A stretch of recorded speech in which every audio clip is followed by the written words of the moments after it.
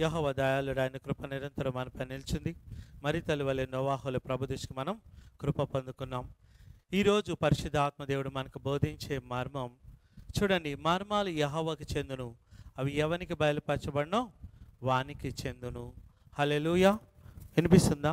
హల్లెలూయా. అయితే చూడండి, where there is no way but God can make a way. చూడండి, మన జీవితంలో ఇంకా బ్రదర్ నేను ముందుకు వెళ్ళడానికి మార్గం లేదు, ఇక్కడే నేను ఆగిపోతాను. నా పరిస్థితి ఎలా ఉందంటే, ముందు ఎర్ర సముద్రం, వెనకాల ఫరో వెంబడిస్తున్నాడు. ఇక్కడున్న ప్రతి ఒక్కరికి ఒకసారి విడుదల పొందుకున్న తర్వాత ఏం జరుగుతుందంటే చూడండి, your Pharaoh is coming back, your Pharaoh is coming back. అంటే 430 సంవత్సరాలు ఇజ్రాయెల్ని బానిసలుగా ఏలిన ఫరో మోషే గారి ద్వారా అద్భుతాలు చేసి విడిపించిన తర్వాత, మోషే గారి ద్వారా 10 అద్భుతాలు చేసి దేవాది దేవుడు ఫరో బంధకాల నుంచి విడిపించిన తర్వాత కూడా అదే ఫరో ఏం చేస్తున్నాడు? వెనకాల వస్తున్నాడు.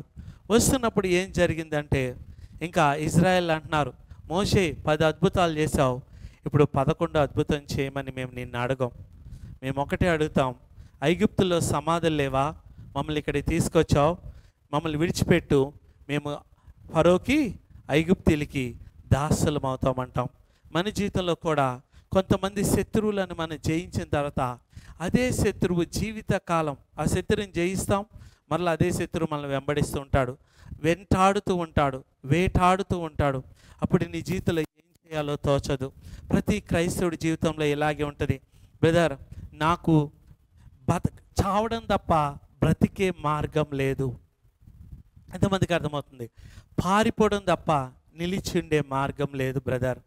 బ్రదర్, నా జీవితంలో చావే నాకు పరిష్కారం, కానీ బ్రతికే మార్గం, సంతోషంగా ఉండే మార్గం, సమాధానంగా ఉండే మార్గం, నెమ్మదిగా ఉండే మార్గం, విశ్రాంతిగా ఉండే మార్గం నాకు లేదు బ్రదర్. నా జీవితం ఇంతే. ఎందుకంటే నా జీవితం ఇలా అపవాది మనుషులు సాతాను వాడి రాజ్యం నాశనం చేసేశారు బ్రదర్ అని ఇక్కడున్న ప్రతి ఒక్కరు అంటారు. అయితే ఈరోజు దేవుడి నీకు శర్మని చెప్పాలనుకోవట్లేదు, నీకు ఒక ప్రవచనాత్మకమైన మాట ఇవ్వాలనుకుంటున్నాడు. నిర్గమాకాండం అందరు తీద్దాం. నిర్గమాకాండం 14వ అధ్యాయం చూడండి. నిర్గమాకాండం 14వ అధ్యాయం 10వ వచనం. నిర్గమాకాండం 14వ అధ్యాయం 10వ వచనం. Exodus chapter 14 from verse 10. Pharaoh సమీపించుచుండగా ఇజ్రాయేల్ కన్నీలెత్తి, చూడండి, ఫరో సమీపించుండగా ఇజ్రాయేల్ కన్నీలెత్తి ఐగుప్తులు తమ వెనుక వచ్చుట చూసి మిక్కిలి భయపడి యెహోవాకు మొరపెట్టిరి. అంతటా వారు మోషేతో, ఐగుప్తులో సమాధులు లేవని ఈ అరణ్యంలో చచ్చుటకు మమ్మల్ని రప్పించితివా? చూడండి, వీళ్ళు 430 సంవత్సరాలు బానిస బతికారు. ప్రతిరోజు వీళ్ళకి రేషన్ రూపంలో ఫుడ్ పెట్టాడు. ఫరో కఠినమైన వెట్టి చాకరి పనులు వీళ్ళతో చేయించాడు. కానీ ఇశ్రాయేలు బహుగా విస్తరించారు.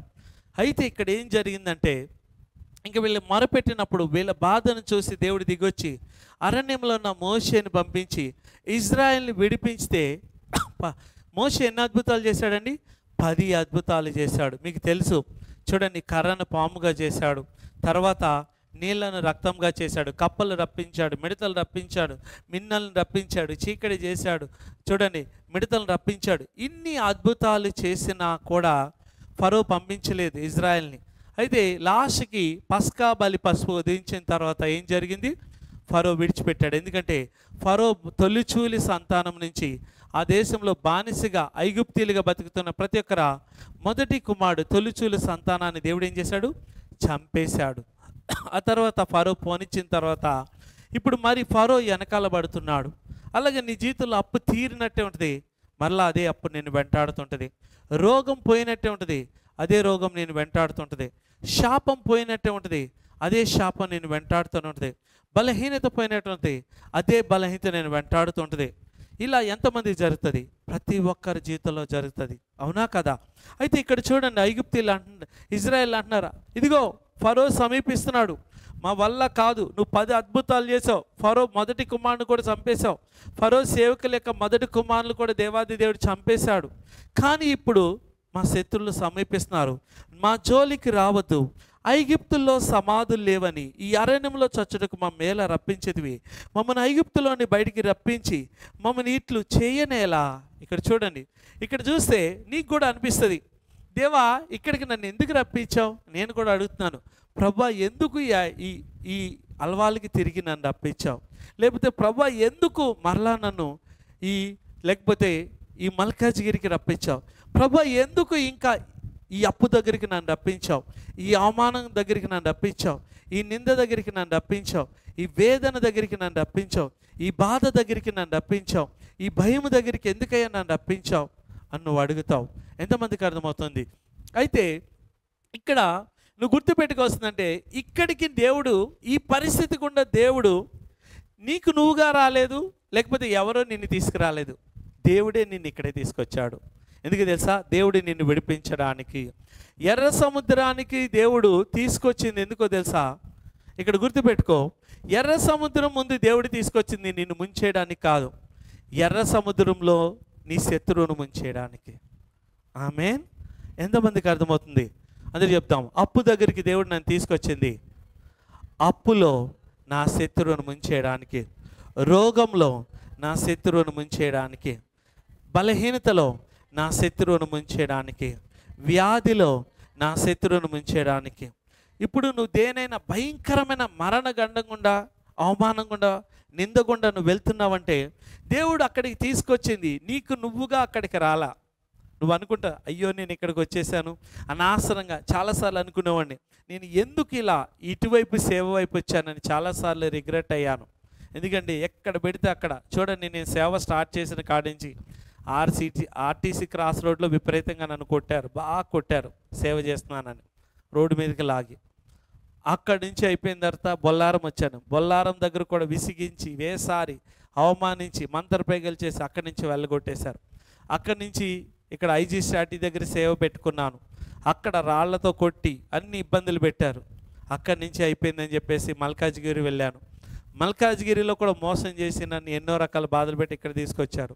ఇక్కడికి వచ్చిన తర్వాత కూడా ఇక్కడ కూడా బాధలే, ఇక్కడ కూడా నరకం, టార్చర్. నాకు ఇక్కడ చర్చి స్టార్ట్ చేసినప్పుడు బాగానే ఉంది, కానీ చర్చి స్టార్ట్ చేసిన తర్వాత కాడి నుంచి టార్చర్. నాకు అసలు ఎందుకు వచ్చాను నేను ఇక్కడికి అనిపించింది. నాకు నరకం, ఇంత డబ్బులు ఖర్చు పెట్టి నేను ఇక్కడికి ఎందుకు వచ్చాను అనిపించింది నాకు.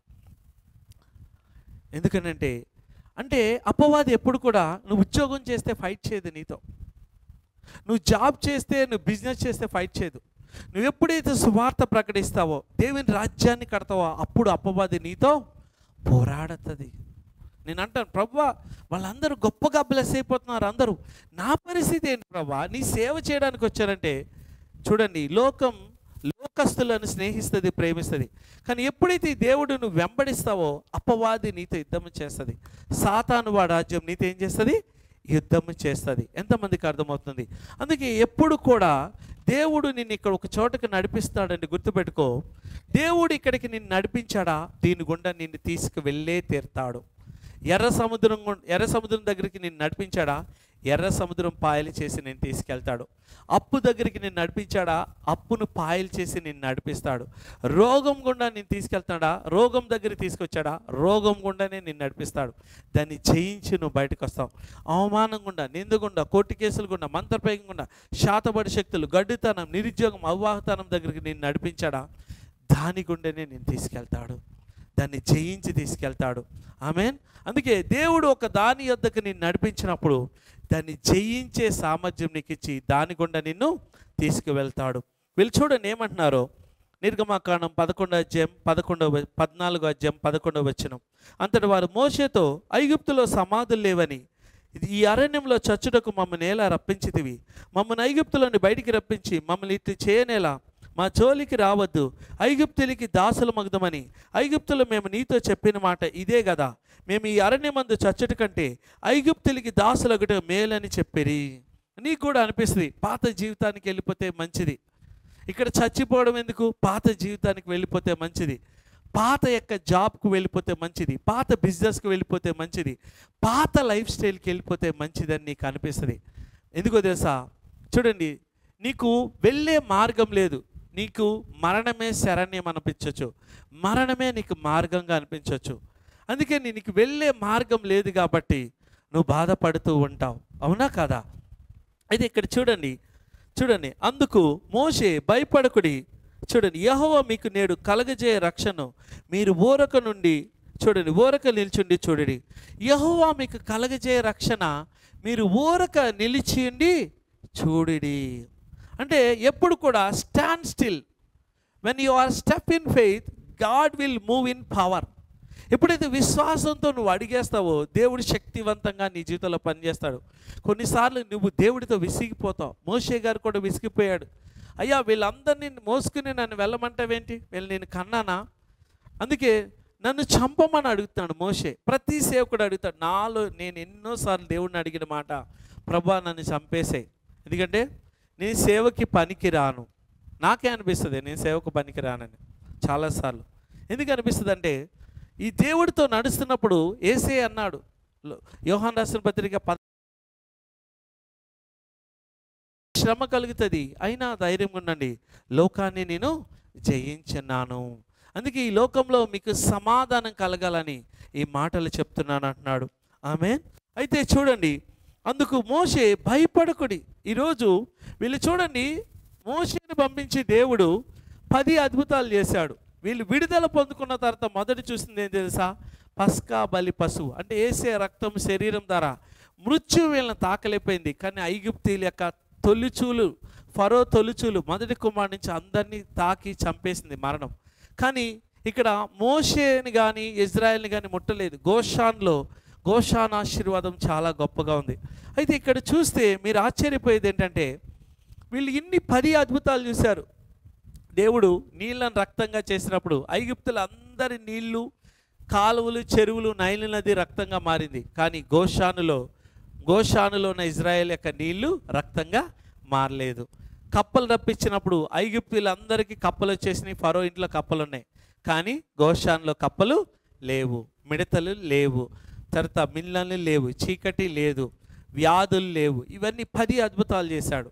కానీ మన జీవితంలో కూడా 10 అద్భుతాలు చూసిన తర్వాత కూడా ఎప్పుడైతే ఫరో రథం యొక్క చప్పుడు వినపడుతుందో, ఫరో యొక్క ఆ రథం యొక్క దుమ్ము లేస్తుందో, మన గుండెల్లో దడదడలు కొట్టుకుంటాయి. అలాగే మన జీవితంలో దేవుడు ఎన్ని అద్భుతాలు చేసినా కూడా ఇక్కడ చూస్తే వీళ్ళు విడుదల పొందుకున్న తర్వాత పగలు మేఘస్తంభం, రాత్రి అగ్నిస్తంభం వచ్చేసింది. దేవాది దేవుడు ఎర్ర సముద్రాన్ని పాయలు చేసినా కూడా ఈ అద్భుతాలు ఏమీ వీళ్ళకి కనపడట్లా. వీళ్ళకి ఒకటే కనపడుతుంది, ఫరో యొక్క రథపు సప్పుడు. అలాగే your Pharaoh is coming back, but ఆయన వస్తున్నాడు, ఫరో తిరిగి వస్తున్నాడంటే నిన్ను నాశనం చేయడానికి కాదు, వాడు నాశనం అయిపోవడానికి.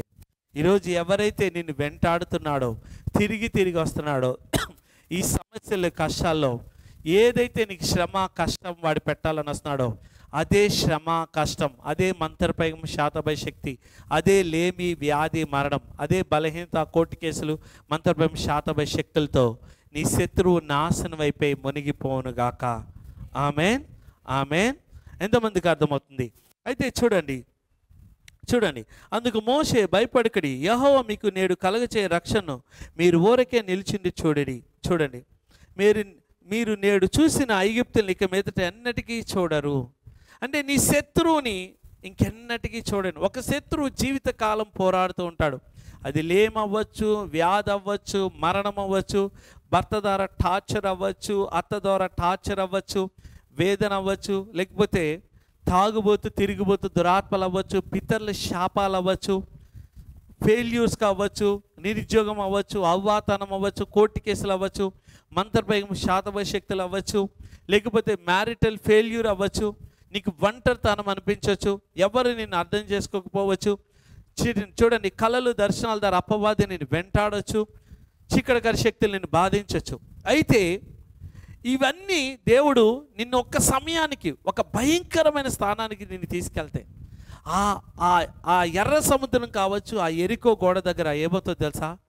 అది ఆ ఎర్ర సముద్రం, ఆ ఎరికో గోడ దగ్గర నిన్ను దేవుడు తీసుకొచ్చినప్పుడు, ఆ ఎర్ర సముద్రం ఎరికో గోడ దగ్గర నీ శత్రువుని దేవుడు నాశనం చేస్తాడు, ముంచి వేస్తాడు. అందరు చెప్తాం, నా శత్రువుని, నా ఎర్ర సముద్రం, నా ఎరికో గోడ దగ్గర నా దేవుడు ఇప్పుడే ముంచివేయను గాక. మనుషుల ద్వారా, పరిస్థితుల ద్వారా, జంతువుల ద్వారా, పాడుబడిన స్థలాల ద్వారా, పరిస్థితుల ద్వారా, వస్తువుల ద్వారా పనిచేస్తున్న మంత్రప్రయోగం, శాతభ శక్తులు, లేమి, వ్యాధి, మరణం, అపవాది క్రియలు ఇప్పుడే మునిగిపోనుగాక. నా ఎర్ర సముద్రంలో, నా ఎరికో గోడలో కుప్పకొలిపోనుగాక. ఆమెన్. ఈ వారంలో అది జరిగి తీరుతుంది నీ జీవితంలో. Amen, amen. చూడండి, అందుకే చూడండి, యెహోవా మీ పక్షమున యుద్ధము చేయను. ఎంతమంది పక్షం దేవుడు యుద్ధం చేయాలనుకుంటున్నాడు? లాస్ట్ వీక్ అంతా నేను ఒక స్పిరిట్తో చాలా ఇబ్బంది పడ్డాను. ఆ దురాత్మ పేరు స్పిరిట్ ఆఫ్ పైథాన్. నాకు తెలియకుండానే అపవాదికి నేను చోటిచ్చేసాను. అంటే కానీ మాటలు పలికించడంలో ఈ స్పిరిట్ బలంగా పనిచేస్తుంది. దీన్ని స్పిరిట్ ఆఫ్ పైథాన్ అంటారు. అంటే కొండ చిలువ, అంటే ఇది సోది దురాత్మ. ఇదేం చేస్తుందంటే నిన్ను ఇసిగించేసి వేసారించేసి నీ శత్రువు నిన్ను బాధిస్తున్నప్పుడు ఆ శత్రువుని నువ్వు చూడండి, ఆ శత్రువుకి ద్వారాలు తెరిచే మార్గాలు నువ్వు మాట్లాడకూడదు. యేసయ్యని చూడండి, పరిసయ్యులు ఉమ్మూస్తున్నారు, రోమా సైనికులు కొడుతున్నారు, చుట్టూ ఉన్న వాళ్ళు గాయపరుచున యేసయ్య ఒక్క మాట కూడా అంటలేదు. ఆయన దూషింపబడలేదు. ఆయన శ్రమ పెట్టబడి బెదిరింపక తనకి న్యాయంగా తీర్చు దేవునికి తను తాను అప్పగించుకున్నాడు. ఈ నిజంగా చెప్తే ఈ టెస్ట్లో నేను ఫెయిల్ అయిపోయాను. ఆ తర్వాత అసలు ఎందుకు నా శత్రువు ఇంత బలంగా పనిచేస్తున్నాడు ప్రభువా అని అడిగితే, నువ్వే అతనికి ద్వారాలు తెరిచేసావు. వెళ్ళిన చోటల్లా నీ శత్రువు గురించి నువ్వు నెగిటివ్గా చెప్పావు. దానివల్ల నీ అభిషేకం అతను వాడుకున్నాడని చెప్పాడు. అందుకే ఎవరైనా నీతో యుద్ధం చేసేటప్పుడు అతని గురించి నువ్వు ఎవరితో చెప్పకూడదు. అతను ఏం నేను అంటున్నాడో అది ఎవరికి చెప్పకూడదు. అతను ఏం చేస్తున్నాడో కూడా నువ్వు ఎవరికి చెప్పకూడదు. భర్త దాడి చేస్తున్నప్పుడు, అత్త దాడి చేస్తున్నప్పుడు, జాబ్లో బాస్ దాడి చేస్తున్నప్పుడు, బిజినెస్లో సక్సెస్ లేనప్పుడు నువ్వు నెగిటివ్గా మాట్లాడకూడదు. ప్రతికూలంగా మాట్లాడేవా నువ్వు ఫెయిల్ అయిపోతావు. ఎంతమందికి అర్థమవుతుంది? సో నేనేం చేశాను, నా స్పిరిట్ ఆఫ్ అస్తమానం అంటే నా చుట్టూ ఉన్న వాళ్ళు ఎవరైతే ఈ సేవలో నేను వెళ్తున్నప్పుడు నా చుట్టూ ఉన్న వాళ్ళందరూ ఈ స్పిరిట్ ఆఫ్ పైథాన్తో నన్ను ఇబ్బంది పెట్టారు. ఆ తర్వాత నాకు అర్థమైంది, దీనిని బంధించినందుకే అపోస్తలుడైన పౌలుని ఎక్కడేసేశారు? జైల్లో వేసేశారు. అవునా కదా? అప్పుడు పౌలు శీలలు ఏం చేశారు? ఆరాధించారు. ఈ పుతోని పట్టిన దయ్యం, అన్ని దెయ్యాల కంటే వెరీ డేంజరస్ 2 దెయ్యాలు. కర్ణపిచాచి అంటే 6 నెలలు దేవుడితో నడుస్తుంది, 6 నెలలు దెయ్యంతో నడుస్తుంది. అది 2 తలల పాముతో చేస్తారు దీన్ని. అంటే పాముకి తోకుండదు దీనికి. ఇది కాస్ట్లీ సర్పాలన్నమాట. ఈ పాముల్ని పట్టుకుని మంత్రాలకు వాడుతూ ఉంటారు. మన ఇండియాలో ఇవి దొరుకుతాయి. దీనికి తోకుండదు, 2 వైపు తలే ఉంటుంది ఈ పాముకి. దీన్ని వాడి మంత్రప్రయోగం చేస్తారు. అయితే ఇది ఎవరి మీద ఎక్కువ వాడతారంటే సేవకుల మీద ఎక్కువ వాడతారు. సేవకులు పాపంలో పడిపోవడానికి, సేవకులు ఈ వ్యభిచారంలో పడిపోవడానికి, లేకపోతే ఎవరైనా దేవునిలో బలంగా ఎదుగుతున్న వాళ్ళు పడిపోవడానికి చేస్తారు. అలాగే ఎవరైనా నువ్వు దేవునిలో, అందుకే చూడు, నువ్వు 1 నెల బాగా దేవునిలో బలంగా ఉంటావు, ఆ తర్వాత పడిపోతావు. దానికి కారణం కర్ణపిచాచి అంటే సాతాను స్వరమును వింటావు, పరిస్థితుల స్వరం వింటావు, లేకపోతే గతం స్వరం వింటావు, వర్తమానం స్వరం వింటావు, భవిష్యత్ స్వరం వింటావు. ఈ స్వరం ఎక్కువ క్రైస్తవుల మీద పనిచేసే ఏకైక స్పిరిట్ కర్ణపిచాచి. రెండోది ఈ పుతోని పట్టిన దెయ్యం. పుతోని పట్టిన అంటే spirit of Python. Spirit of Python అంటే నేను చెప్పాను, వీళ్ళు ఏం చేస్తారంటే నిన్ను పొగుడుతానే ఉంటారు, నిన్ను విసిగిస్తారు, లేకపోతే నీ మీద అటాక్ చేసి నువ్వు కాని మాట పలికేదట చేస్తారు. నీ భర్త ద్వారా పనిచేస్తుంది, అత్త ద్వారా పనిచేస్తుంది, పిల్లల ద్వారా పనిచేస్తుంది. అందుకే నువ్వు గబాలమని తొందరపడి వాళ్ళని శపించేస్తావు. It's a very dangerous. రెండింటినీ నువ్వు అదుపులో ఉంచుకోవాలి. దీనికి నువ్వేం చేసుకోవాలంటే రోజు ప్రేయర్ చేసుకోవాలా. దేవా, నా నోరుకాయ నా పెదల ద్వారానా కాపీ పెట్టు. ఈ దేవుడితో నడుస్తుంది చాలా కష్టం, నేను ముందే చెప్తా, కానీ అసాధ్యం కాదు. దేవునితో నువ్వు నడుస్తున్నప్పుడు హల్లెలూయా ఏం జరుగుతుందంటే, ఈ దేవుడితో నడుస్తున్నప్పుడు ఒక్కొక్క శత్రువును జయించుకుంటూ వెళ్తావు. అయితే ఇక్కడ చూడండి, యెహోవా మీ పక్షుని యుద్ధము చేయను, మీరు ఊరకు ఉండవని ప్రజలతో చెప్పాను. ఈరోజు దేవుడు నీ పక్షం యుద్ధం చేస్తున్నప్పుడు నువ్వు నోరు తెరవద్దు. కానీ మనం ఏం చేస్తాం, అత్త తిట్టిందనుకో ఇమ్మీడియట్గా అత్తని తిట్టేస్తాం, లేకపోతే అత్త గురించి నెగిటివ్గా ప్రతికూలంగా చెప్పేస్తాం, భర్త గురించి ప్రతికూలంగా చెప్పేస్తాం, లేకపోతే నీ పరిస్థితులు ప్రతికూలంగా చెప్పేస్తాం. నీకు జరిగిన నష్టాన్ని పదే చెప్పావా, మరలా నష్టమే జరుగుతుంది నీకు. నువ్వు ఏం నీ జీవితంలో 10 సంవత్సరాలు నువ్వు ఏం మాట్లాడావో అదే ఇప్పుడు నీ జీవితం. ఎప్పుడు కూడా మనము ప్రతికూలమైన మాటలు పలకూడదు, కీడు మాటలు పలకూడదు, దుర్భాష మాటలు పలకూడదు, బూతుల మాటలు మనము పలకూడదు. ఎంతమందికి అర్థమవుతుంది? అయితే మీరు ఊరికే ఉండవాలని ప్రజలతో చెప్పాను. మొదటిదేమో, దేవుడు ఏ సమస్య ఎద్దకైనా నేను తీసుకొచ్చాడంటే ఆ సమస్యని కలిగించి ఆ సమస్యకి నీకు పెట్టిన ఆ శత్రువుని నాశనం చేయడానికే ఆ సమస్య ఎద్దకే దేవుడు నేను తీసుకొస్తాడు. రెండోదేమో చూడండి, దేవుడు నిన్ను ఎర్ర సముద్రం దగ్గరికి తీసుకొచ్చేసింది ముంచేయడానికి కాదు. ఆ ఎర్ర సముద్రంలో ఆ అప్పులో, ఆ లేమి, ఆ వ్యాధి, ఆ మరణం, ఆ మంత్రభయం, ఆ శాతబడి శక్తులను ఎవరైతే కలగజేశారో అతన్ని దాంట్లో ముంచేయడానికే దేవుడు నిన్ను అక్కడే తీసుకెళ్తాడు. ఆమేన్. ఎంతమందికి అర్థమవుతుంది? ఇంకోటి వచ్చేసి, దేవుడు నీకు విజయం ఇచ్చే ముందు నువ్వు విశ్వాసంలో నిలబడాలా. ఎంతమందికి అర్థమవుతుంది? చూడండి, స్టాండ్ స్టిల్. మనం ఏం చేస్తాం తెలుసా? కష్టాలు వచ్చినప్పుడు విశ్వాసంలో తొనిగిపోతాం. చూడండి, ఫెయిత్ లాంగ్వేజ్ అనేది చాలా ఇంపార్టెంట్. అందుకే విశ్వాస సంబంధమైన భాష, విశ్వాస సంబంధమైన ఆత్మ, విశ్వాస సంబంధమైన వరము, విశ్వాస సంబంధమైన పునాది, విశ్వాస సంబంధమైన జీవితం మనం కలిగి ఉండాలి. ఆమేన్. అంటే నెవర్ గివ్ అప్. ఎన్ని జరిగినా యేసయ్య నేను నిన్ను నమ్ముతాను అనే ఒక విశ్వాసం ఉండాలి. చూడండి, maybe you are damaged but you are not destroyed. నీ జీవితంలో అనేక చోట్ల నువ్వు పాడైపోయావు, నువ్వు నష్టపోయావు, కానీ నువ్వు నాశనం అయిపోలేదు. నిన్ను నాశనం చేసేవాడు ఇంకా పుట్టలేదు. ఆమేన్. చాలాసార్లు నువ్వు దేవుళ్ళు ఎదుగుతున్నప్పుడు, శోధింపబడుతున్నప్పుడు నువ్వు అనుకుంటావు, ఎందుకు నేను ఇది చేసుకున్నానని. అది నువ్వు చేసుకోవాలా, ఎవరు చేసుకోవాలా? దేవుడు దాని గుండా నిన్ను నడిపించాడు, దేవుడు దాని యొద్దకి నిన్ను నడిపించాడు. ఆమేన్. ఇక్కడ ఐగుప్తీయులు అంటున్నారు నువ్వే తీసుకొచ్చావని. ఇక్కడ మోషే తీసుకురాలేదు, వాళ్ళు రాలేదు, దేవుడే వాళ్ళని రప్పించాడు అక్కడికి. ఆమేన్. అలాగే ఈరోజు నీ జీవితంలో దేవుడు ఎన్నో అద్భుతాలు చేసినా కూడా ఫరో రథం యొక్క శబ్దం వింటే, ఫరో రథాల యొక్క ఆ శబ్దానికి లేస్తున్న ఆ దుమ్ము ధూళి చూస్తే నీ గుండెలు అవిసిపోతూ ఉంటాయి. కానీ నువ్వు చూడాల్సింది పగలు మేఘస్తంభం, రాత్రి అగ్ని స్తంభం చూడాలి. ఆమేన్.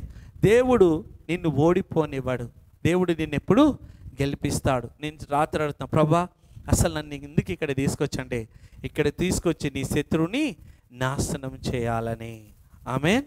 అందుకే ఎప్పుడు కూడా చూడండి, బిఫోర్ యూ కెన్ చూడండి walk in victory, you have to learn to stand still in faith. నువ్వు విజయంలో నడవాలంటే విశ్వాసంలో నువ్వు నిలకడగా ఉండాలి. అందుకే మీరు చూడండి, ఎఫెసీయులకు రాసిన పత్రికలో చూద్దాం. ఎఫెసీయులకు రాసిన పత్రికకు వస్తే చూడండి, మనం పోరాడుతుంది దురాత్మ శక్తుల సమూహం, లోకనాథులు, ప్రధానులు, అధికారులతో, దురాత్మ శక్తుల సమూహంతో పోరాడుతున్నాం. హల్లెలూయా, హల్లెలూయా. ఎంతమందికి అర్థమవుతుంది? ఎఫెసీయులకు రాసిన పత్రిక వద్దాం. Thank you Lord Jesus. ఎఫెసీయులకు రాసిన పత్రిక. అందుకే నువ్వు ఎన్ని శ్రమలు గుండా వెళ్తున్నా ఒకటి గుర్తుపెట్టుకో, ఫస్ట్ నీ పరిస్థితుల స్వరం నువ్వు వినకు, ప్రభు స్వరమే విను. దిస్ టు సల్పాస్, దీన్ని నేను జయిస్తాను. ఇన్ని శ్రమల గుండా దేవుడు నేను తీసుకెళ్తానంటే నీలో దాన్ని జయించిన సామర్థ్యం ఉన్నదని అర్థం. నీలో ఉన్నవాడు ఈ లోకంలో ఉన్నవాడి కంటే శక్తివంతుడు, బలవంతుడు. ఎఫెసీయులకు రాసిన పత్రిక 6వ అధ్యాయము 10వ వచనం నేను చదువుతున్నాను చూడండి. ఎఫెసీయులకు రాసిన పత్రిక 6వ అధ్యాయం 10వ వచనం. తుదకు ప్రభు యొక్క మహాశక్తిని బట్టి ఆయన యందు బలవంతులై ఉండడి. చూడండి, మనం చేసే పెద్ద తప్పు ఏంటంటే కష్టం వచ్చినప్పుడు, శ్రమ వచ్చినప్పుడు మనం ప్రార్థనా జీవితం తగ్గిపోతుంది. ఎవరైనా మనల్ని అటాక్ చేసినప్పుడు మన ప్రార్థనా జీవితం తగ్గిపోతుంది. కానీ కష్టము, శ్రమ వచ్చినప్పుడు రక్తం కారునంతగా పాపాన్ని ఎదిరించాడు యేసయ్య. అలాగే కష్టము, శ్రమ వచ్చినప్పుడు సిలువ గుండా వెళ్తున్నప్పుడు ఆయన చెమట రక్తం కారునంతగా ఆయన ప్రార్థన చేశాడు. నువ్వు చెమట రక్తం కారునంతగా ప్రార్థన చేయమని దేవుడు చెప్పట్లా, కానీ 1 గంటన నువ్వు ప్రార్థన చేసినప్పుడు నువ్వు దాన్ని జయిస్తావు. ఇక్కడ చూడండి, తుదకు ప్రభు యొక్క మహాశక్తిని బట్టి ఆయన యందు బలవంతులై ఉండడి. ఎప్పుడైతే విశ్వాసం ద్వారా నువ్వు బలవంతుడు కావాలి. మీరు చూడండి, అబ్రహాము గారు కానీ, షారా గారు కానీ, అబ్రహాము గారికి 100 సంవత్సరాలకి గర్భఫలం తెరిచాడు. షారాకి 90 సంవత్సరాలు, ఆ భార్య భర్తలకి 90, 100 సంవత్సరాలు గర్భఫలం తెరిచాడు. అయితే చూడండి, వాళ్ళు అబ్రహాముకి చూడండి, శారాకి ఈ గర్భసంచి ఊడిగిపోయింది. ఇంకా ఆమె గర్భం ధరించే ఛాన్సే లేదు, అవకాశమే లేదు. కానీ అబ్రహాం ఏం చేస్తున్నాడు? విశ్వాసం ద్వారా, వాగ్దానం ఇచ్చిన దేవుడు విశ్వాసం ద్వారా బలం పొందుకున్నాడంట. అంటే నువ్వు ఎప్పుడు కూడా విశ్వాసం ద్వారా ఏం చేయాలా? బలం పొందుకోవాలా. ఇక్కడ చూడండి, అందుకే ఆ వాక్యాన్ని ఒకసారి మనం హల్లెలూయా హల్లెలూయా. రోమీయులకు రాసిన పత్రిక ఒక్కసారి వెళ్దాం. రోమీయులకు రాసిన పత్రిక ఒకసారి వెళ్దాం. Hallelujah. Thank you Lord Jesus, thank you Lord Jesus. రోమీయులకు రాసిన పత్రిక 4వ అధ్యాయం. అంటే 100 సంవత్సరాలకి గర్భఫలం ఎవరికైనా తరబడుతుందా? అసాధ్యం, అవునా? అప్పటికి మన వాళ్ళు అయితే ముసలోళ్ళు అయిపోయి చచ్చిపోతారు కూడా. 90 సంవత్సరాలకి గర్భఫలం తెరబడింది సారాకి. మీరు చూడండి, మీరు చూస్తే హల్లెలూయా. రోమీయులకు రాసిన పత్రిక 4వ అధ్యాయం 19వ వచనం నేను ముగిస్తున్నాను. మరి అతడు విశ్వాసమందు బలహీనుడు కాక, అంటే విశ్వాసంలో బలహీనుడు అవ్వట్లేదు, దేవుణ్ణి నమ్ముతానే ఉన్నాడు. రమారమి 100 ఏండ్ల వాడై వయసు గలవాడైంది. అప్పటికి తన శరీరం మృతతుల్యమైనట్టును శారా గర్భం మృతతుల్యమైనట్టు ఆలోచించను కానీ తన శరీరం శారా గర్భం మృతతుల్యమైనట్టు ఆలోచించను కానీ అవిశ్వాసం వల్ల, అంటే విశ్వాసం వల్ల కాదు, అవిశ్వాసం వల్ల దేవుని వాగ్దానం గురించి సందేహింపక.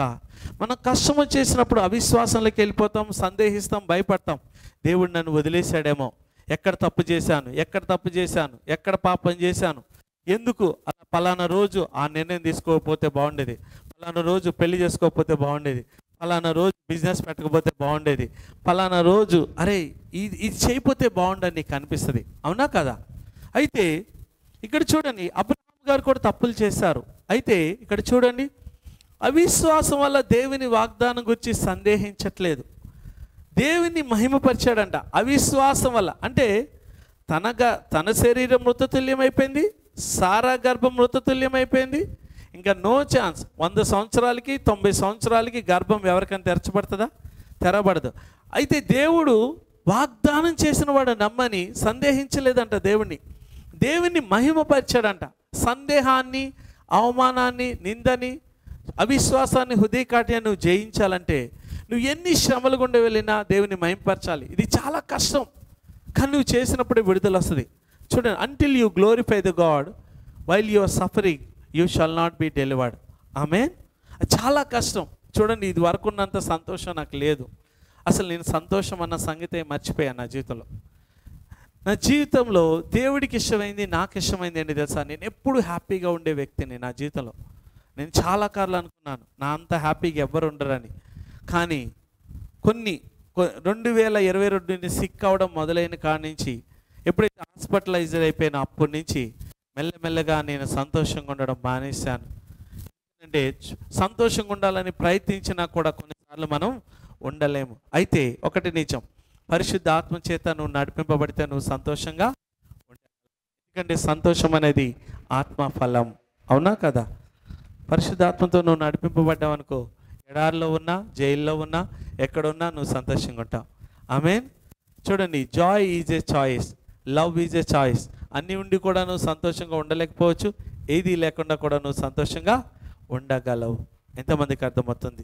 ఇక్కడ చూడండి, అవిశ్వాసం వల్ల దేవుని వాగ్దానం సందేహింపక దేవుని మహిమపరిచి ఆయన వాగ్దానం చేసిన నెరవేర్చుటకు సమర్థుడని రూఢిగా విశ్వసించి విశ్వాసం వల్ల బలం పొందాడు. దేని వల్ల బలం పొందాడంట?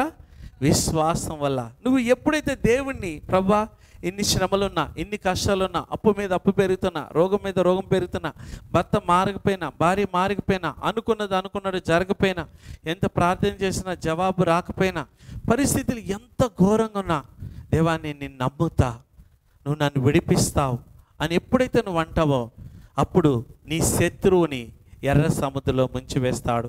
ఇప్పుడే నీ శత్రువులందరినీ ఎర్ర సముద్రంలో దేవుడు ముంచేయను గాక. నీ శత్రువులందరినీ ఎరుకో గోడలో కుప్పకులు చేయను గాక. నీ శత్రువులందరూ ఎరుకో గోడలో సమాధి అయిపోను గాక. అందుకే దేవుని మహిమపరిచి ఆయన వాగ్దానం చేసిన దాన్ని నెరవేర్చుటకు సమర్థుడని రూఢిగా విశ్వసించి విశ్వాసం వల్ల బలం పొందెను. అందుచేత అది అతనికి ఎలా ఎంచబడిందంట? నీతిగా ఎంచబడిందంట. అంటే అబ్రహాముకి చేశాడంటే దేవుడు మనకి చేస్తాడు. ఆమేన్. జీవితంలో ఎవరికైనా ఒక అద్భుతం జరిగితే అది జరిగి తీరుతుంది. ఈరోజు మరణం నీ మార్గం కాదు, విశ్వాసం నీ మార్గం. దేవుని నమ్మడమే నీ పరిస్థితి మార్గం. నేను చాలాసార్లు అంటా, ప్రభా ఈకున్న పరిస్థితులను, ఈ శత్రువులను నేను జయించలేను, ఈ అవమానాన్ని, గతాన్ని, ఇప్పుడున్న పరిస్థితిని, ఈ భర్తలో ఉన్నదాన్ని, అత్తలో ఉన్నదాన్ని, నా గతాన్ని, నన్ను వేధిస్తున్న దాన్ని, ఈ భయాలను నేను జయించలేను. జయించడానికి నాకు శక్తి చాలదు, ఏం చేయాలో నాకు తోచట్లేదు, నువ్వే నాకు దిక్కు ప్రభా అని ప్రార్థన చేస్తాను. ఆమేన్. యెహోషాపాతు చేసిన ప్రార్థన మీరు చేయాలి. చూద్దాం ఎఫెసీయులకు రాసిన పత్రిక 6వ అధ్యాయం 10వ వచనం. తుదకు ప్రభు యొక్క మహాశక్తిని బట్టి ఆయన యందు బలవంతులైనడి, మీరు అపవాది తంత్రములను ఎదిరించిన శక్తివంతులగినట్లు దేవుడించు సర్వాంగ కవచం ధరించుకోండి. సాతానుగాడు ఏం చేస్తాడు తెలుసా? మైండ్ గేమ్ ఆడతాడు, నీ మనసులో తలంపులు పెడతాడు. భయము అనేది అత్యంత డేంజర్ అండి. మరణం కంటే భయంకరమైంది భయము. నిన్ను భయపెడతాడు. ఏమవుతుంది ఇప్పుడు? ఈ దేవుణ్ణి నమ్ముకుని వచ్చావు, నీకు పెళ్ళి అవ్వలేదు, నీకు ఉద్యోగం లేదు, నీకు వివాహం జరగలేదు, సొంత ఇల్లు లేవు, సొంత కారు లేవు, మీ పితరుల యొక్క దేవతలను వదిలేసి వచ్చావు, ఇప్పుడు ఏమైంది అని వాడు భయాలు పెడతాడు. భయాల ద్వారా నీకు టార్చర్ లాగా అనిపిస్తుంది. నీకు అనిపిస్తుంది ఇంకా ఎప్పటికీ ఇది పోదేమో, ఈ అప్పు పోదేమో, ఈ రోగం పోదేమో, ఈ వ్యాధి పోదేమని నువ్వు భయపడుతూ ఉంటావు. అవునా కదా? అయితే ఆత్మచేత నడిపింపబడినప్పుడు నీకు భయం ఉండదు. దేవుడు నిన్ను ఎంత ప్రేమిస్తున్నాడో నువ్వు చూస్తే భయపడవు. ఇజ్రాయేలులు పగలు మేఘస్తంభం, రాత్రి అగ్నిస్తంభం 10 అద్భుతాలు చేసిన దేవుడిని చూడట్లేదు, కానీ ఫరో రథం యొక్క శబ్దాలను చూస్తున్నారు, ఫరో చేసిన బానిస బతుకుని చూస్తున్నారు, ఫరో వస్తుంటే భయపడిపోతున్నారు. అవునా కదా? అలాగే నీ జీవితంలో కూడా చాలా విషయాల్లో నువ్వు భయపడిపోతూ ఉంటావు. అయితే దేవుడు ఇప్పుడే ఆ ఫరోని, నీ జీవితంలో జీవిత కాలను పోరాడుతున్న ఆ ఫరోని ఎర్ర సముద్రంలో ముంచి వేయనుగాక. నీ జీవితకాలం పోరాడుతున్న నీ శత్రువుల్ని ఎరుకో గోడల్లో కుప్పకూల్చేయనుగాక. ఇంకా ఆ శత్రువుని నీ లైఫ్లో ఎప్పటికీ చూడవు. ఆమేన్. అలేమి, వ్యాధి, మరణం, మంత్రభేగం, శాతభ శక్తులు, పితరుల శాపాలు, అలాగే చూస్తే అవిశ్వాసం, గడ్డుతనం, నిరుద్యోగం, ఇవన్నిటిని నీ జీవితంలో ఎప్పటికీ చూడవు. ఈ వీక్లో ఇంకా నీ లైఫ్లో నీ శత్రువులు నువ్వు చూడవు. ఆమేన్. నీ శత్రువు ఏంటి తెలుసా? అవిశ్వాసం. నీ శత్రువు ఏంటి తెలుసా? సందేహం. నీ శత్రువు ఏంటి తెలుసా? భయము. నీ శత్రువు ఏంటి తెలుసా? ఇంకా నా భర్త మారడనే అపనమ్మకంలోకి వెళ్ళిపోవడం. ఈ శత్రువులందరూ కూడా ఇప్పుడే కుప్పకూలిపోవును గాక, ఎర్ర సముద్రంలో మునిగిపోవును గాక. చూడండి, దేవుడిచ్చు సర్వాంగం ధరించుకోండి. ఏలైనగా మనం పోరాడినది శరీరంతో కాదు, కానీ ప్రధానులతో, అధికారులతో, ప్రస్తుత అంధకార సంబంధమైన లోకనాథులతో, ఆకాశమండలమున్న దురాత్మ శక్తుల సమూహంతో పోరాడుచున్నాం. ఈరోజు సర్వాంగ కవచాన్ని ధరించుకోవాలి. ఎంత ఓపిక లేకపోయినా నువ్వు ప్రార్థన చేయాలి, ప్రార్థన బలాన్ని అడగాలి. చూడండి, ఏలియా గారు ఇంకా మరణాపేక్ష గలవాడై ప్రార్థన బలాన్ని అడుగుతున్నాడు. దేవుడు నీకు ప్రార్థనా శక్తిని ఇచ్చునుగాక. మొదట నువ్వు దేవుడు వెంబడించినప్పుడు భూలోకం తలకిందులు చేసిన ప్రార్థనా శక్తి నీకు ఇచ్చునుగాక. నీ విశ్వాసాన్ని వృద్ధి పొందించునుగాక. మృతులను సజీవులుగా చేసి లేని వాటిని ఉన్నవాడిగా పిలిచే బలమైన ప్రార్థన అభిషేకం నీకు ఇచ్చునుగాక. ఆమేన్. చూడండి, అందుచేత మీరు ఆపద్దినమందు వాడిని ఎదిరించుటకు, ఆపద్దినం వస్తుంది కానీ అపవాదిని ఎదిరించుటకు, సమత్వం నెరవేర్చిన వారే నిలబడుటకు. అంటే నువ్వు నిలబడాలా, ప్రార్థనలో నిలబడాలా, విశ్వాసంలో నిలబడాలా. చూడండి, నీతిలో నిలబడాలా, పరిశుద్ధతలో నిలబడాలా, వాగ్దానంలో నిలబడాలా. అవిశ్వాసం, సందేహం, భయం, పిరిగితనంలో నిలబడద్దు.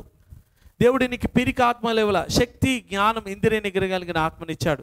చూడండి, అపవాదిగాడు ఒక పంచిస్తే ఆ పంచిచ్చే చెయ్యిని నువ్వు తీసేయాల. ఆమేన్. అపవాదిగాడు మాట్లాడితే ఆ మాట్లాడే నాలికనే నువ్వు తీసేయగల. ఆమేన్. అలాగే అపవాది నవ్వితే ఆ నవ్వు వాడి జీవితంలో లేకుండా చేయాలా. అటువంటి అభిషేకం నీలో ఉంది. నీలో ఉన్నవాడు ఈ లోకంలో ఉన్న వానికంటే శక్తివంతుడు, బలవంతుడు. అందుకే చూడండి, ఆపద్దినమందు వారిని ఎదిరించుటకు, సమస్తం నెరవేర్చిన వారే నిలబడుటకు శక్తిమంతులగినట్లు దేవుడిచ్చే సర్వాంగ కవచం ధరించుకోండి. దేవుడిచ్చే సర్వాంగ కవచం అంటే మీకు తెలుసు. మీ నడుమునకు సత్యమనే దట్టియు, నీతి అనే మైమర్పు, పాదములకు సమాధానం అనే జోడులు, విశ్వాసం అనే డాలు. చూడండి, అపవాది వాడేసే బాణాలను ఆర్పేసే చూడండి డాలు, రక్షణ అనే శిరస్రావము, దేవుని ఆత్మ ఖడ్గము. అన్నిటికంటే చూడండి, ఆత్మ వలన ప్రతి సమయంలో, ప్రతి విధంలో ప్రార్థన, విజ్ఞాపన చేసి, ఇది చేసినప్పుడు వాడు ఓడిపోతాడు. అందుకే helmet of salvation, breastplate of righteousness, loins with about with truth, preach you with the preparation gospel of peace. ఎంతమందికి అర్థమవుతుంది? Sword of spirit, shield of faith. అన్నిటికంటే లాస్ట్ది అన్ని చూడండి, ఇక్కడ చూస్తే సర్వాంగ కవచంలో 6 శక్తివంతమైనవి ఉన్నాయి, కానీ 7ది ఏంటి తెలుసా? ప్రార్థనా జీవితం. నువ్వు ఎడతెక్క ప్రార్థించాలి. పరిస్థితులు ఘోరం అయిపోయినా నువ్వు ప్రార్థించాలి. చూడండి, యాయిరు కుమార్తె చనిపోయింది, కానీ యేసు ఏమంటున్నాడు? మనుషుల మాటను లక్ష్య పెట్టకు, ఆమె నిద్రిస్తుంది. ఈరోజు నీ పరిస్థితి చనిపోలా, నిద్రిస్తుంది. దాన్ని నువ్వు తిరిగి లేపగలవు. ఆమేన్. అందుకే నీ విశ్వాసాన్ని పెంచుకో, నీ ప్రార్థనా జీవితాన్ని పెంచుకో. అందుకే చూడండి, ఇప్పుడు ఫరో ఏం చేస్తున్నాడు? ఇప్పుడు మోషే అంటున్నాడు, మోషే మొరపెడుతున్నాడు దేవుడికి, నా వైపు చూస్తున్నావేంటి? చూడండి, ముందుకి గో ఫార్వర్డ్ అంటున్నాడు. ఎక్కడికి వెళ్ళమంటున్నాడు? ఎర్ర సముద్రంలోకి వెళ్ళమంటున్నాడు. అలాగే నీ జీవితంలో ఎన్ని కష్టాలు శ్రమలు ఉన్నని విశ్వాసంతో ముందుకెళ్ళిపో. ప్రార్థనా జీవితంలో ముందుకెళ్ళిపో, బైబిల్ చదువుతూ ముందుకెళ్ళిపో, నిరీక్షణ జీవితంలో ముందుకెళ్ళిపో, ఏడుస్తూనే ముందుకెళ్ళిపో. చూడండి, అదే అపనమ్మకంతో దేవుడితో ఉన్నాడు.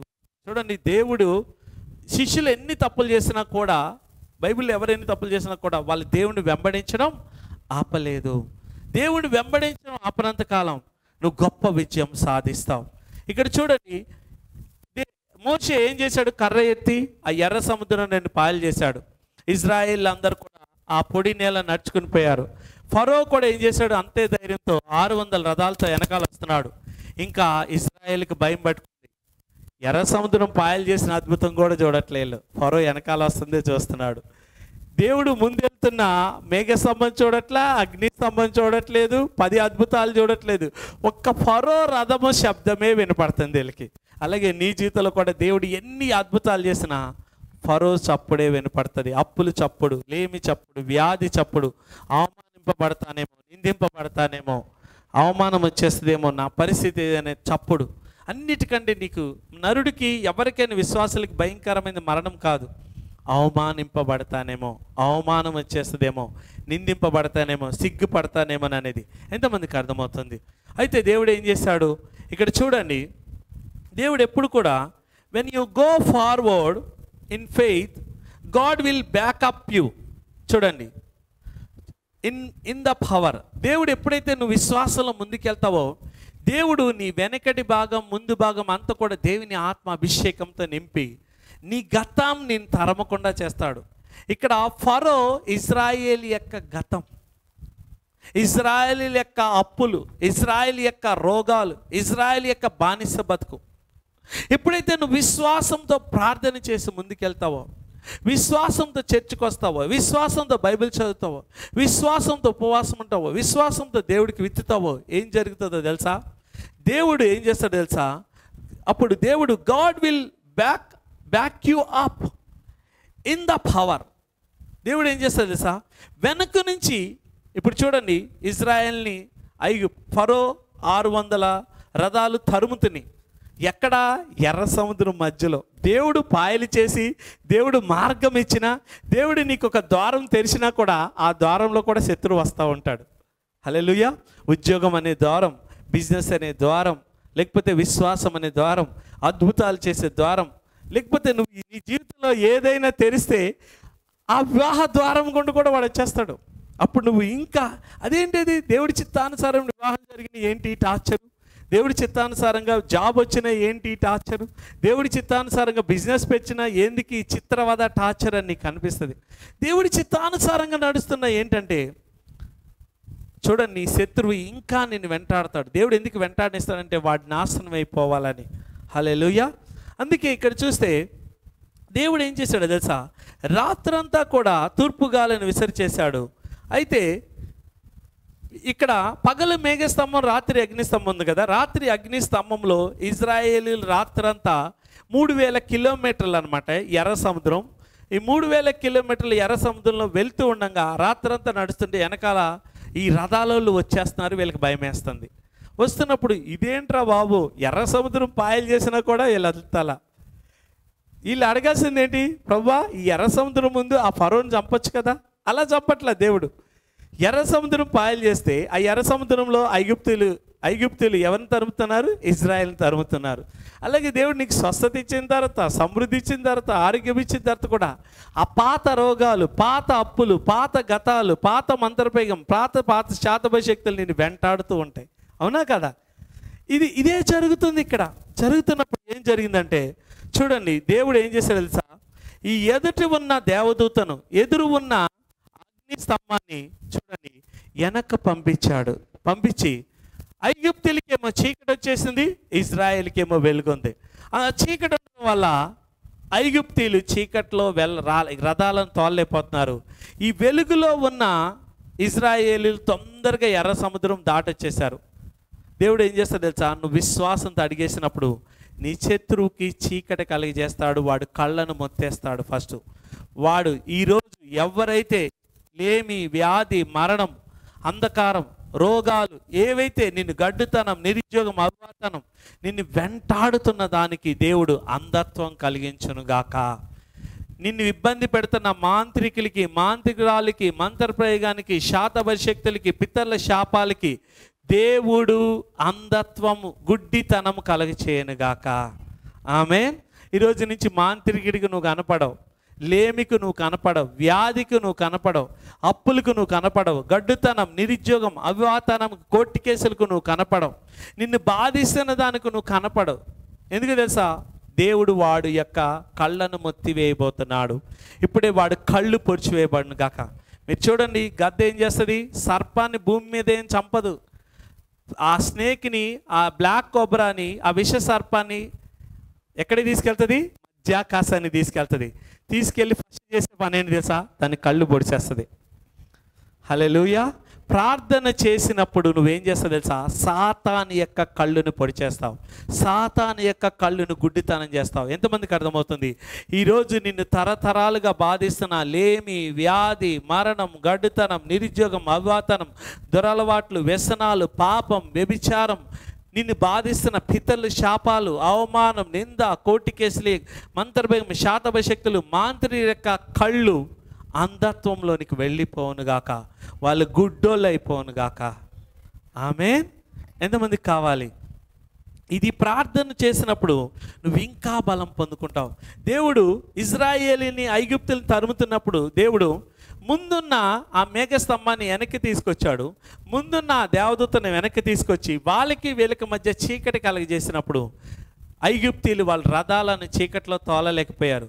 ఎర్ర సముద్రం మధ్యలోకి వచ్చిన తర్వాత ఐగుప్తీల్ని చాలా దూరం అయిపోయి ఇజ్రాయెల్ అందరూ ఎర్ర సముద్రం దాటి బయటకు వచ్చిన తర్వాత మళ్ళీ మోషే ఏం చేశాడు? కర్రెత్తి ప్రార్థన చేసినప్పుడు ఎర్ర సముద్రం మొత్తం వచ్చేసి ఒక్కడన్నా మిగిలాడా? ఒక్క శత్రువు అన్న మిగిలాడా? నీ ప్రార్థనలో అంత శక్తి ఉంది. ఒక్క శత్రువును కూడా నువ్వు నెక్స్ట్ జనరేషన్కి ఇవ్వద్దు. చూడండి, చెప్తూ ఉంటారు ఇజ్రాయెల్, అరే ఫరో అని మీరు భయపడొద్దురా నా బిడ్డలు, ఎందుకంటే వాళ్ళని మేము చంపేశాం, దేవుడి శక్తితో అంటారు. అలాగే మీ తర్వాతి తరంలో లేమి, వ్యాధి, మరణం మేము చూసాంరా, మీకైతే రాదది, మేము చంపేశాం. మా దేవుడు ఎర్ర సముద్రంలో దాన్ని ముంచేశాడు. మా దేవుడు ఎరికో గోడల్లో దాన్ని పడేసేసాడు. ఎరికో గోడలు కుప్పకూలినట్టుగా. ఎరికో గోడలు ఏం చేస్తున్నాయి? దేవుడు వెళ్ళే మార్గానికి అడ్డుగా ఉన్నాయి. ఎర్ర సముద్రం ఏం చేస్తుంది? ఇజ్రాయిల్ వెళ్ళకుండా చేస్తుంది. ముందు ఎర్ర సముద్రం, వెనకాల శత్రువు. ఒకటేమో న్యాచురల్ ప్రాబ్లం, రెండోదేమో ఇంపాసిబుల్ టాస్క్. ఎందుకని? ఫరోని వెళ్ళి జయించలేరు. ఫరో ద్వారా సాతాను పోరాడుతుంది. ముందేమో ఎర్ర సముద్రం ఉంది, ముందేమో ఎర్ర సముద్రం, వెనకాలేమో ఫరో.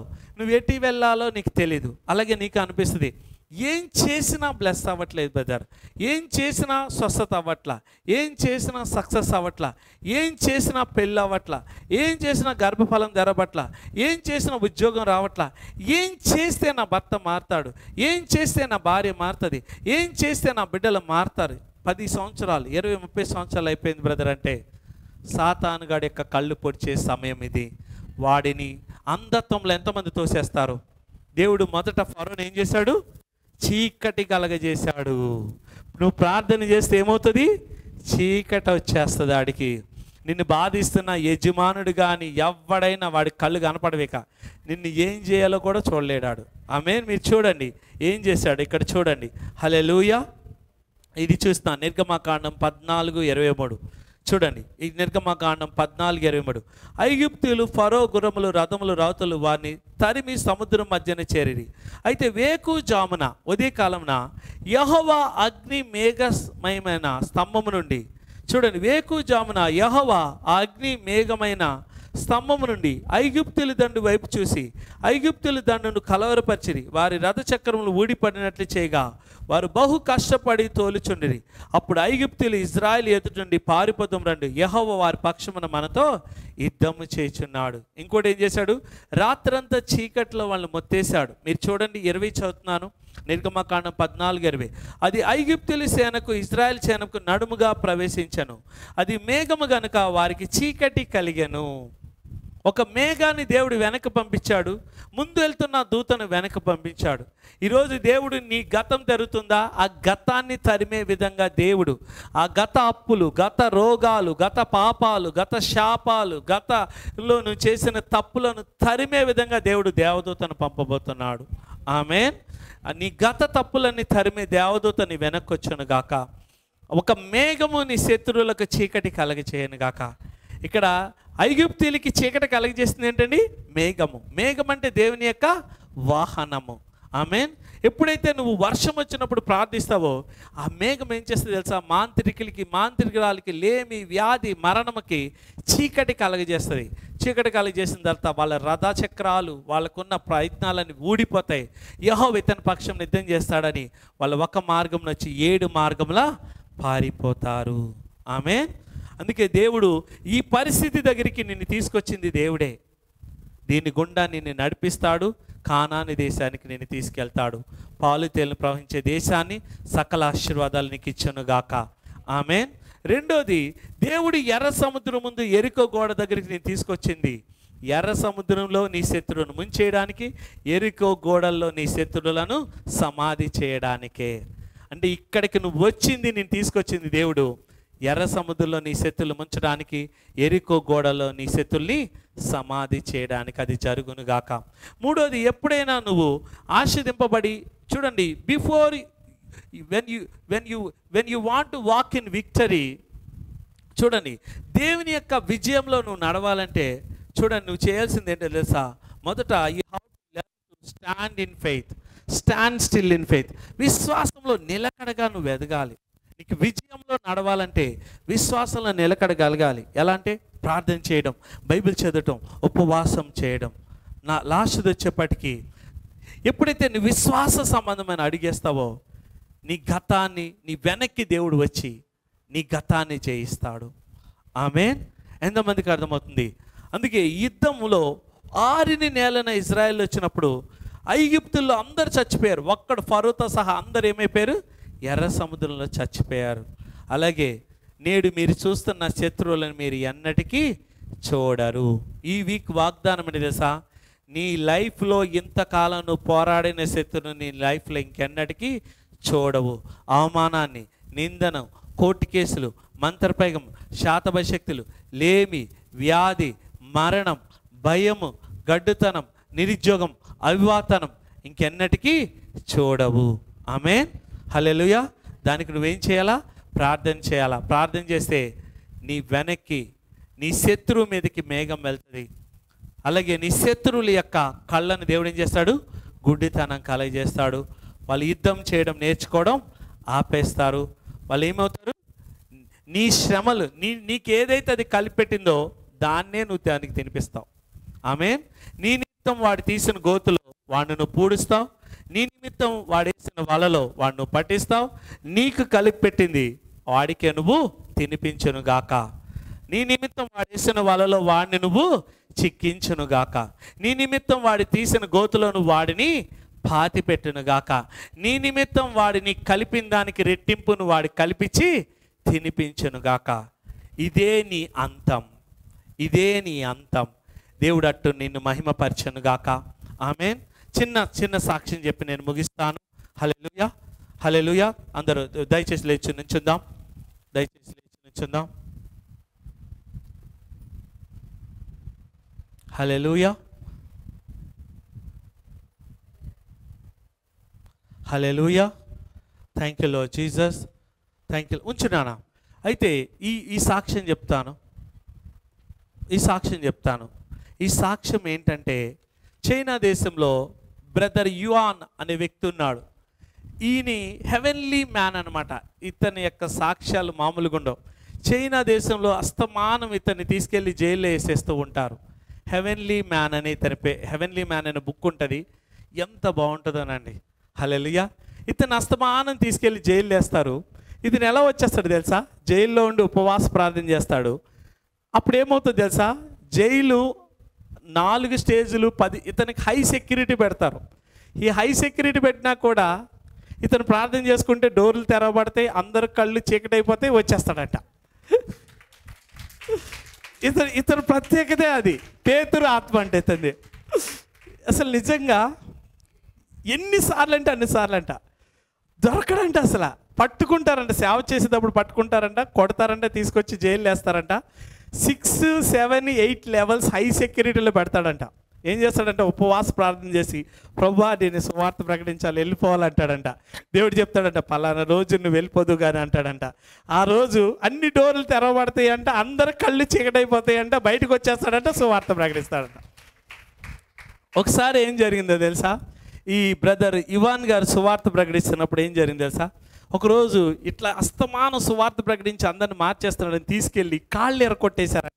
అసలు ఎట్లా తప్పించుకుని వెళ్తాడని ఈ 2 కాళ్ళు ఎరకొట్టేశారంట. ఎరకొట్టేస్తే, ప్రభువా కాళ్ళు ఎరకొట్టేశారు, నా పరిస్థితి ఏంటి, నేను సువార్త ప్రకటించలేకపోతున్నాను రోజు ఏడుస్తూ 76 రోజులు నీటి ద్వారా అన్నం తినకుండా వాటర్ ఫాస్టింగ్ చేశాడంట. ఎన్ని రోజులు? 76వ రోజు దేవుడు దిగొచ్చి, యేసయ్య దిగొచ్చి అన్నాడంట, ఈరోజు నువ్వు వెళ్ళిపోతావు అన్నాడు. కాళ్ళు లేవు కదా అంటే, కాళ్ళు లేవని ఎవరు చెప్పారు అన్నాడంట. అని చెప్పి తర్వాత మళ్ళీ అన్నాడంట, మళ్ళీ నువ్వు వెళ్ళిపోతావు సువార్తకు అన్నాడంట. అంటే ఇంతకుముందు వెళ్ళాను, అప్పుడు కాళ్ళు ఉన్నాయి, ఇప్పుడు కాళ్ళు లేవు ప్రభువా, నేను ఎలా వెళ్ళాలి అన్నాడంట. అని ప్రార్థన చేసుకున్నాడంట. ఒకసారి లే అన్నాడంట దేవుడు. కాళ్ళు వచ్చేసినాయి అంట ఆయనకి. కాళ్ళు వచ్చేస్తే మళ్ళీ మొదలెట్టాడంట. ఎప్పుడు ఆయనకి అలవాటే కదా, అబ్బా అనుకున్నాడంట. లేస్తే ఒక డోర్ ఓపెన్ అయిపోయి అందరి కళ్ళు చీకటైపోయినాయంట. అక్కడ బయటికి వెళ్తాగానే ఒక ట్యాక్సీ అతను, నీకోసం వెయిట్ చేస్తున్నాను అని చెప్పి ఉన్నాడంట. ఈ 6వ డోర్ తెరవబడిన తర్వాత ఇతను రూమ్లో వెతికారంట. వెళ్ళిపోయాడా అని వాళ్ళకి కూడా అర్థమైపోయిందంట. వెళ్ళిపోయాడంట. ఆ ట్యాక్సీ ఎక్కి వేరే ఇంటికి వెళ్ళాడంట. అక్కడ ట్యాక్సీ ఎక్కి ఇంకో చోటికి, అక్కడ ట్యాక్సీ ఎక్కి ఇంకో చోటికి. అసలు దొరకడంట ఆయన. సువార్త ప్రకటించి కాళ్ళు ఎరగొట్టేస్తే ఏం ప్రార్థన చేసుకున్నాడు తెలుసా? కాళ్ళు రావాలని ప్రార్థన చేయలేదంట, సువార్త ఎలాగైనా ప్రకటించాలని ప్రార్థన చేసుకున్నాడంట. బ్రదర్ యువాన్ అనేసి గొప్ప సేవకుడండి. నిజంగా ఆయన సాక్ష్యం విన్నప్పుడు నాకు ఏడుపు వచ్చింది. కాళ్ళు ఎరగొట్టేస్తే ఎన్నోసార్లు అట్టే వెళ్ళిపోతాడండి. ఎంత టైట్ సెక్యూరిటీ, ఎంత పెద్ద జైలేని వచ్చేస్తాడంట బయటికి. అంటే దేవుని సువార్త ఎంత ఇంపార్టెంటో మీకు అర్థమైందా? ఆమేన్. అందుకే నీకు ఎన్ని కష్టాలు ఉన్నా సమయం ఉంది అసమయం ఉంది, సువార్త ప్రకటించు. ద్వారాలు తెరవబడాలని అపోస్తలుడైన పౌలు ఏం చేస్తున్నాడు? జైలు వేస్తే ఈ జైల్లోంచి నేను విడిపింపబడాలని ప్రార్థన చేయట్లా. జైలు గోడలని కుప్పకూలిపోవాలి, జైలు బంధకాలు తెగిపోవాలి, కానీ ఎవరికి ఏం కావద్దు. జైల్లో ఉన్న ఖైదీలందరూ సువార్త ప్రకటింపబడాలి, జైలు యొక్క శతాధిపతికి సువార్త ప్రకటింపబడాలి. ఆ రాత్రికి రాత్రి జైలు శతాధిపతి ఏమైపోయాడు? సువార్త ప్రకటింపబడి, అయ్యలారా రక్షణ పొందడానికి నేనేం చేయాలంటున్నాడు. ఆమేన్. అందుకే నువ్వు ఏ పరిస్థితి గుండా వెళ్తున్నా నీకు నువ్వుగా అక్కడికి వెళ్ళలా, ఇతరులు చేయడం వల్ల కూడా నువ్వు అక్కడికి వెళ్ళా. దేవుడే అక్కడికి నిన్ను నడిపించాడు. యోసేపుని గోతులు వేసింది అన్నదమ్ములు అనుకుంటున్నారు, కానీ దేవుడే. మీకు తెలీదు, దేవుడు లేకపోతే గోతులు పడేవాడు కాదు. పొతోఫారు ఇంటి దగ్గరికి నడిపించింది కూడా దేవుడే, జైలు వేసింది కూడా దేవుడే. ఎందుకో తెలుసా? యోసేపుని ప్రధానమంత్రిని చేయాలి కాబట్టి. ఆమేన్. అలాగే దేవుడు కొన్ని అవమానాలను నిందలు గుండా నిన్ను నడిపిస్తున్నప్పుడు నువ్వు భయపడకు. దేవుడు నీ జీవితంలో గొప్ప కార్యాలు చేయబోతున్నాడు. ఇప్పుడు చూసిన శత్రువుని ఇంకెన్నటికీ చూడవు. నీ శత్రువుల యొక్క కళ్ళుని దేవుడు పొడిచివేయబోతున్నాడు. నీ నిమిత్తం వాళ్ళు తీసిన గోతులో వాళ్ళు ఇప్పుడే పోర్చబడును గాక. నీ నిమిత్తం వాళ్ళు వేసిన వలలో ఇప్పుడే వాళ్ళు చిక్కింపబడును గాక. నీ నిమిత్తం వాళ్ళు కలిపెట్టిన దానికి రెట్టింపు నువ్వు కల్పించను గాక. అందు నిమిత్తం ఎడతెగని ప్రార్థన ఆత్మతో రాత్రులు అభిషేకిస్తున్నాను. నీ చేతి పనుల ప్రయత్నంలో నేను దీవించి ఆశీర్వదింపబడును గాక. నీ గర్భఫలానికి, నీ ఉద్యోగానికి, నీ వివాహానికి, నీ బిజినెస్కి, నీ జాబ్కి, నీ సొంత ఇల్లు, సొంత కార్లకి, అన్నిటికంటే గొప్ప సేవ చేయడానికి దేవుడు నీకు మార్గాలు సరళం చేయను గాక. ఇదిగో దేవుని సేవ చేయడానికి నీకు 1,00,000 నుంచి 10 లక్షలు దేవుడు శాలరీ ఇచ్చాను గాక. దేవుని సేవ చేయడానికి నీ బిజినెస్ 10 లక్షల నుంచి 10 కోట్లకు పెరుగును గాక. ఈ నెలలో దేవుడు నిన్ను, ఈ నెల this is the month of blessing, దేవుడు నిన్ను అత్యధికంగా దీవించి ఆస్వాదించను గాక. ఇంతకాలం భర్తలోంచి చూసిన ఆ శత్రువుని ఇంకెప్పటికీ చూడవు. అత్తలో నుంచి చూసిన శత్రువుని చూడవు. అప్పుల ద్వారా, లేమి, వ్యాధి, మరణము ద్వారా, గడ్డుతనం, నిరుద్యోగం, అవ్వాతనం ద్వారా చూసిన శత్రువుని ఇంకెన్నటికీ నువ్వు చూడవు. ఒక్కటి చెప్తున్నాడు, నువ్వు ఒంటరివా, కొన్ని రోజులకి ఒక్కడు 1000 మంది అయిపోతావు. 1000 మందితో నీతో 1000 మంది లేకపోతే నువ్వు నన్ను అడుగు. నువ్వు బలహీనుడివా, బలమైన జనం నిన్ను టచ్ చేసేవాడు కూడా ఉండడు. లేమి, వ్యాధి, మరణాన్ని జయించి అప్పిచ్చే బహుధనవంతుడైన బలవంతుడు అయిపోతావు నువ్వు. అది ఇప్పుడే నీ జీవితంలో జరుగును గాక. మీ చేతి పనులను, మీ ప్రయత్నాలను, మీ వ్యాలెట్స్ని, మీ పర్సులను దీవించి ఆస్వాదిస్తాను. అందరు తీయండి. మీ వ్యాలెట్స్ని, మీ పర్సులను దీవించి దేవుడు దీవించబోతున్నాడు. అందరూ నీ బ్యాంక్ అకౌంట్ ఓపెన్ చేసుకో. బ్యాంక్ అకౌంట్ బ్లెస్ చేస్తాను. 500 నోట్లు పూరేలాగా వస్తాయి. మళ్ళా మొదలవుతుంది కట్టలు. Amen, amen, amen. నీ దగ్గర బ్యాంక్ అకౌంట్ ఓపెన్ చేసుకో. పర్స్ ఓపెన్ చేసుకో.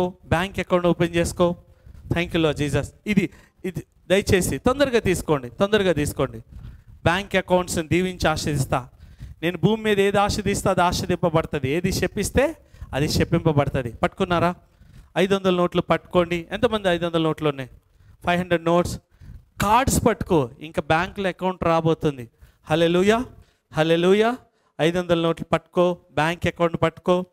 ఎలా పడతాయో చూడండి. సూపర్ రిచ్ చర్చ్ అని సీజలం అనుపోతే మీరు చూడండి. Super rich church. నీతోనే ఈ దరిద్రం అంతమైపోతుంది ఈరోజే. ఆమెన్. ఈరోజు నీ జీవితంలో ఈ దరిద్రం, ఈ లేమి, ఈ వ్యాధి, ఈ మరణం, ఈ గడ్డుతనం, ఈ నిరుద్యోగం, ఈ బలహీనత, ఈ పాపం, ఈ శాపం, ఈ పితరుల శాపాలు, మంత్రప్రయోగాలు, భర్త ద్వారా, అత్త ద్వారా, జాబ్ ద్వారా, గతం ద్వారా పనిచేస్తున్న ప్రతి సాతాన్ని దేవుడు ఎర్ర సముద్రంలో ముంచివేసి ఉన్నాడు. ప్రతి సాతానుని ఎరికో గోడలో సమాధి చేసి ఉన్నాడు. ఆమేన్. నీ చేతి పనులను దీవించి ఆశిస్తున్నాను. ఇప్పుడే నీ చేతిలో ఉన్న నోటు 5 రొట్టెలు 2 చిన్ని చేపలు 5,000 మందికి పంచినట్టుగా ఈ చేతిలో ఉన్న నోట్సు, ఈ అకౌంట్స్ ద్వారా 100 సంవత్సరాలు నీవు నీ తరం బతుకునుగాక. 100 సంవత్సరాలు నీవు నీ తరం బతికేంత ధనము నీ అకౌంట్లోకి వచ్చునుగాక. 35 lakhs ఇప్పుడే నీ అకౌంట్లో పడునుగాక. 54 కోట్లు నీ జీవితంలోకి వచ్చునుగాక. 10,000 కోట్లు నీ జీవితంలోకి వచ్చునుగాక. 10 లక్షల కోట్లు నీ జీవితంలోకి వచ్చునుగాక. $1 lakh trillion నీ జీవితంలోకి వచ్చునుగాక. జనములను నీకు స్వాస్యంగా, భూమి దిగంతుల సొత్తుగా ప్రభు నీకు ఇచ్చునుగాక. అటు కృపను దయచేస్తూ, ఎందుకో తెలుసా, నీకు డబ్బు సువార్త ప్రకటించడానికి, మంచి చేయడానికి, ప్రజలను పోషించడానికి, దేశాలకు అప్పులు ఇవ్వడానికి, దేవుని రాజ్యాన్ని, నీతిని ప్రకటించడానికి, కట్టడానికి దేవుడి నిన్ను అత్యధికంగా దీవించి ఆశీర్వదించునుగాక. అటు కృపను దయచేస్తూ త్వరలో నా ప్రభు, నా భర్త యేసుక్రీస్తు శక్తి గలం ప్రార్థిస్తున్నాము తండ్రి. ఆమేన్. ఇక నుంచి నువ్వు ఎన్ని చెక్ ఎలా రాస్తే తెలుసా?